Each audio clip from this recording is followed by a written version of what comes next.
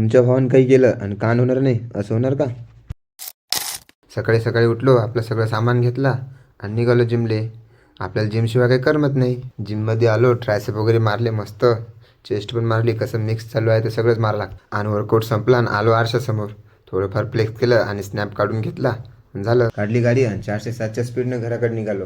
आपल्याला डायट घ्यायला लागते सकाळी सकाळी. आणि बारीक पाणी चालू होतं. म्हणून आलो, झोपूनच होतो. म्हटलं पाणी बंद झाले की दळण आणायचं आपल्याला. बाहेरून पाहत होत का बा पाणी चालूच आहे. पाणी बंद व्हायची वाट पाहिली तर कालसारखी खिचडी खाऊन झोपा लागन. आणि आज आपल्याला उपवास आहे. खिचडीवर काय जमणार नाही उपवास सोडवणं. पाण्यातच निघलो. पोटा पाण्यासाठी काही करावंच लागते. हातपायने हालत कसं जमणार बरं. पोचलो चक्कीवर आणि चक्कीला पाहून असं वाटलं आज पण खिचडी खाऊनच झोपा लागतं. पण नंबर पाहून लावला काकाला फोन. काका म्हणतात अरे ये उघडीच आहे, आतमध्येच आहे मी. मग गेलो आतमध्ये, लावला नंबर. आपला नंबर 20 मिनिट थांबलो नाही तर आपला नंबर लागला. म्हटलं जमलं, लाईट जायच्या आधी लागला. पण आपलं नशीब कुठे एवढं चांगलं गेलं. मग काकानं सांगितलं इथं थांबून काही फायदा नाही म्हणे बाबू, 2 घंटे का लाईट येत नाही.